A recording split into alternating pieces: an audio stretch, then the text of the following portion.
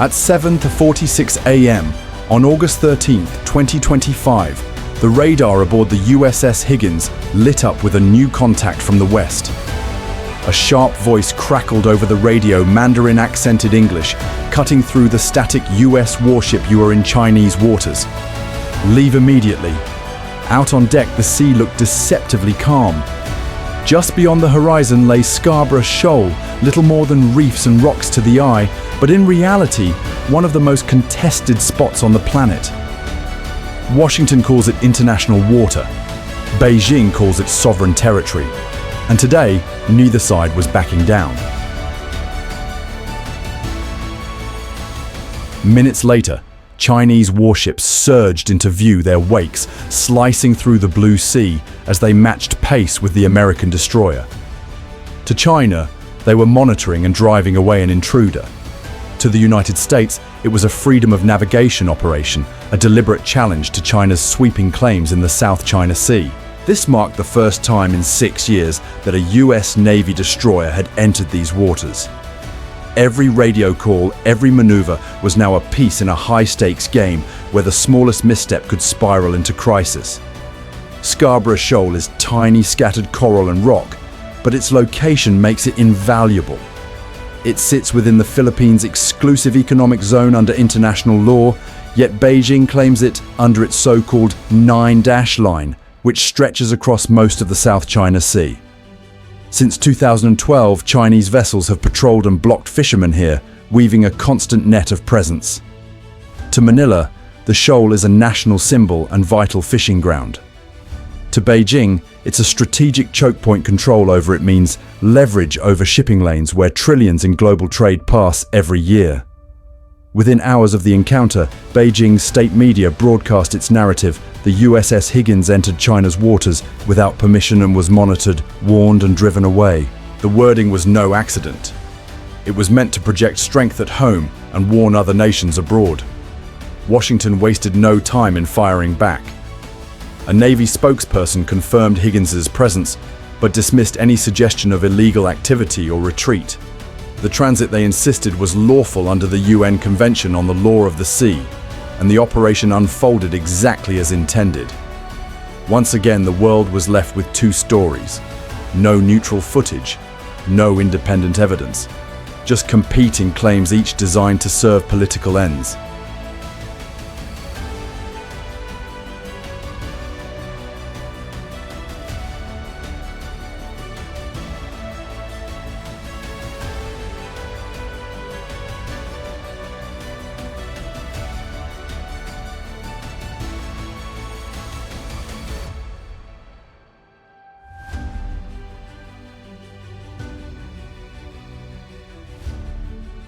The Higgins itself is no pushover, a 155-meter Arleigh Burke-class destroyer, displacing 9,000 tons, bristling with firepower. Its Aegis combat system can track hundreds of targets at once. Its vertical launch cells carry Tomahawk cruise missiles, SM-2 surface-to-air missiles, and ESSMs for close defense. Harpoon anti-ship missiles, Gatling gun close-in weapon systems, and advanced electronic warfare suites complete the arsenal. This is a ship built to fight and survive.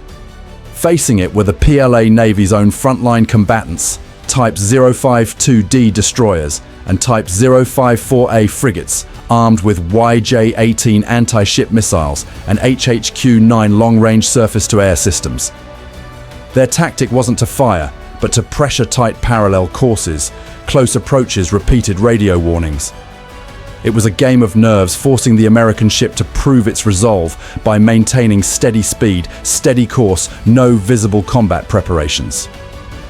In these encounters, firepower matters less than discipline. The goal is to make the other side blink.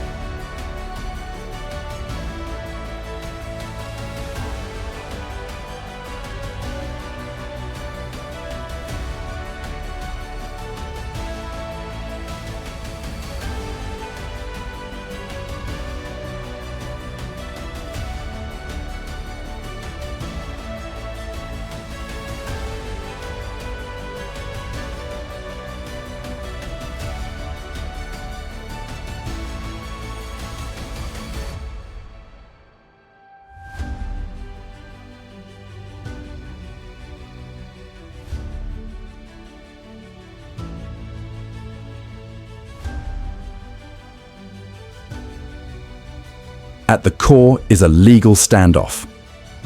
Under UNCLOS, coastal states control 12 nautical miles of territorial waters.